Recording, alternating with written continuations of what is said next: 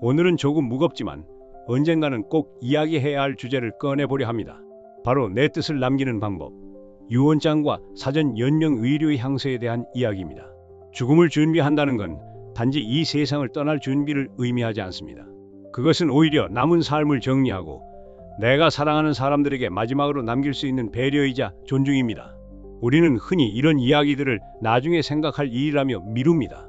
그러나 실제 사례들을 살펴보면 준비된 사람과 그렇지 않은 사람의 마지막은 너무나 다르게 흘러갑니다. 오늘 팟캐스트에서는 책에 나오는 생생한 사례 3가지를 통해 유언장과 사전 연명 의료의 향서를 어떻게 작성하면 되는지, 그리고 그것이 우리 삶에 어떤 의미를 주는지 함께 알아보겠습니다.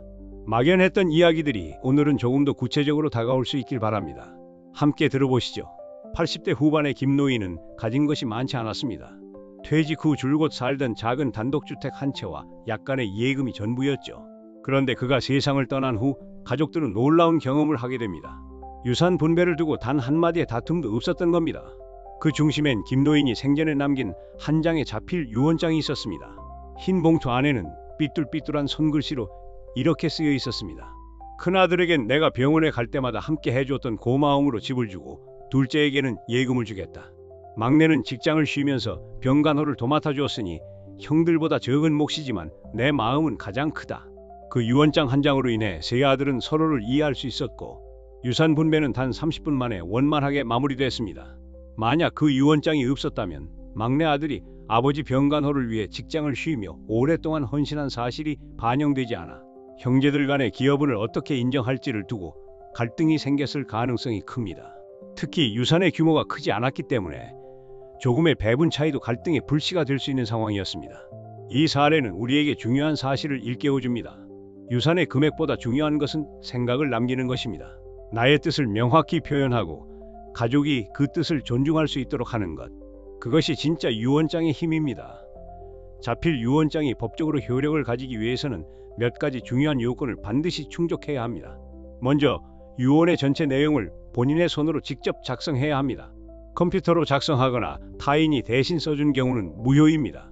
또한 유언을 작성한 날짜를 명시해야 하며 마지막에는 본인의 이름과 서명을 반드시 포함해야 합니다.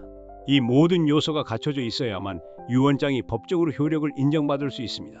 내용 또한 구체적이고 명확해야 합니다. 예를 들어 집은 큰아들에게, 예금은 둘째에게처럼 수혜자와 재산의 범위가 모호하지 않아야 하며 추후 해석의 여지가 없도록 분명하게 표현되어야 합니다. 이러한 절차적 요건이 지켜져야만 유언장의 진정성과 효력을 보호할 수 있습니다. 이번엔 한 어머니의 선택이 가족의 갈등을 어떻게 막을 수 있었는지에 대한 이야기입니다. 박 여사는 말기암 판정을 받고 투병 중이었습니다. 병세는 점점 악화되었고 어느 날부터는 더 이상 치료가 효과를 보이지 않았습니다. 의료진은 연명치료에 대한 결정을 가족에게 요청했고 그 순간 가족 간의 의견은 엇갈렸습니다. 큰아들은 끝까지 해볼 수 있는 건 다 해봐야 한다며 인공호흡기와 심폐소생술까지 요청하려 했고, 막내딸은 이제는 고통 없이 보내드리는 게 맞는 것 같다며 연명치료를 반대했습니다. 감정은 격해졌고 결정은 어려워졌습니다. 하지만 그때 박 여사가 생전에 작성해둔 사전 연명 의료의 향서가 발견되었습니다. 문서에는 박 여사의 분명한 의지가 담겨 있었습니다. 나는 회복 가능성이 없는 말기 상태일 경우 연명 치료를 거부합니다. 인공호흡기, 심폐소생술, 항암 치료는 받지 않겠습니다. 의향서가 있었기에 의료진은 환자의 뜻에 따라 처치를 결정할 수 있었고, 가족들도 더 이상 감정적으로 대립하지 않아도 되었습니다. 오히려 남은 시간을 함께 조용히 보내며 박 여사의 마지막을 존중할 수 있었죠. 이 사례는 환자의 삶의 질을 존중하는 것이 왜 중요한지를 보여줍니다. 사전 연명 의료의 향서는 단지 죽음을 준비하는 문서가 아니라 혼란과 갈등을 막고 마지막까지 스스로의 삶을 결정할 수 있도록 도와주는 도구입니다. 사전 연명 의료의 향서는 반드시 본인이 직접 보건복지부에서 지정한 등록기관에 방문하여 상담을 받은 뒤에 서면으로 작성해야 합니다. 이 문서는 전자 방식으로도 작성이 가능하지만 신분증 지참과 본인 확인 절차가 필수입니다. 주의할 점은 가족이나 지인이 대신 작성하거나 구두로만 의사를 밝히는 경우에는 법적 효력이 없다는 것입니다. 오직 본인이 서면으로 명확하게 작성한 경우에만 의료진이 이를 존중할 수 있습니다. 또한 한 번 작성했다고 해서 바꿀 수 없는 것은 아닙니다. 본인의 의사가 바뀌었다면 언제든지 철회하거나 수정이 가능하며 변경 역시 등록기관을 통해 정식 절차를 거쳐야 합니다.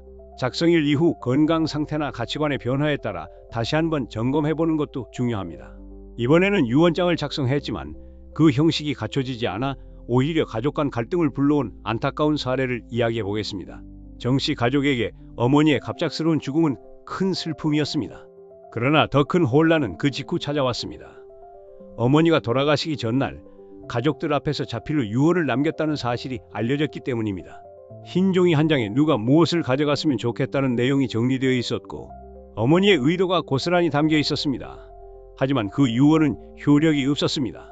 유언장에는 날짜도 서명도 도장도 없었고 가족 외에 법적 증인이 한 명도 없었습니다. 결국 그 문서는 감정적 정리로는 의미가 있었지만 법적으로는 무효 판정을 받았습니다. 문제가 된 것은 막내 아들이 어머니 병간호를 오래 했던 만큼 더 많은 몫을 받길 바란다는 내용이 유언장에 있었던 점입니다. 그러나 유언이 무효로 처리되면서 법정 상속 기준대로 유산이 나뉘었고 막내 아들은 형제들에게 서운함을 느껴 상속 분배를 거부하며 법적 대응을 검토하기에 이릅니다. 이 사건은 우리에게 중요한 교훈을 남깁니다. 아무리 따뜻한 말과 진심이 담겨 있어도 법적 요건이 갖춰지지 않으면 그것은 단지 한 장의 종이일 뿐이라는 점입니다. 유언은 감정이 아닌 절차로 완성되는 것입니다. 자필 유언장을 쓸 때는 반드시 다음 사항들을 철저히 지켜야 합니다. 먼저 유언의 전체 내용을 본인이 손으로 직접 자필로 작성해야 합니다. 일부라도 다른 사람이 대신 써주면 유언 전체가 무효가 될 수 있습니다. 다음으로 유언을 작성한 날짜, 작성자의 이름, 자필 서명이 반드시 포함되어야 합니다. 날짜가 누락되면 유언의 시점을 확인할 수 없어 효력에 문제가 생길 수 있고 서명이 없으면 본인의 진위로 인정되지 않을 수 있습니다. 추가로 도장을 찍는 것도 좋지만 법적으로는 필수가 아니며 공증을 받으면 유언의 법적 효력을 더욱 강화할 수 있으므로 가능한 경우에는 공정증서 유언을 권장합니다. 마지막으로 유언장은 작성 후에도 보관 장소를 명확히 정해두고 가족에게 그 위치를 알리는 것이 중요합니다. 아무리 완벽하게 작성된 유언장이라도 사망 후 발견되지 않으면 의미가 없기 때문입니다. 이러한 절차들을 꼼꼼히 지켜야만 내가 남긴 뜻이 법적으로 온전히 실현될 수 있습니다. 우리는 언젠가 모두 인생의 마지막 순간을 맞이하게 됩니다. 중요한 것은 그때가 오기 전에 어떤 준비를 해두느냐는 것입니다. 유언장은 단순히 재산을 나누는 문서가 아닙니다. 사랑하는 가족에게 내가 어떤 마음을 품고 있었는지, 어떤 생각으로 정리했는지를 전할 수 있는 마지막 메시지입니다. 사전 연령 의료의 향서는 내가 삶의 끝에서 어떤 치료를 받고 싶은지 혹은 받지 않기를 원하는지를 스스로 정하는 결정입니다. 동시에 그 결정이 가족에게 큰 혼란과 갈등을 남기지 않도록 해주는 배려이기도 합니다. 지금 우리가 할 수 있는 일은 아주 작고 단순합니다. 먼저 유언장의 초안을 한번 써보는 것, 내 재산과 마음을 차분히 정리해보는 것에서 시작됩니다. 그리고 가까운 보건소나 보건복지부 지정기관을 통해 사전 연령 의료 향서 상담을 받아보는 것, 내 삶의 마지막을 내 손으로 준비하는 길입니다. 죽음을 준비한다는 건 삶을 포기하는 일이 아닙니다. 오히려 남은 시간을 더 깊이 있고 의미 있게 살아가기 위한 다짐입니다. 팟캐스트가 도움이 되셨다면 구독과 좋아요, 그리고 가족에게 공유해 주시고 댓글로 여러분의 생각도 나눠주세요. 당신의 한 걸음이 누군가에겐 큰 용기가 될 수 있습니다. 감사합니다.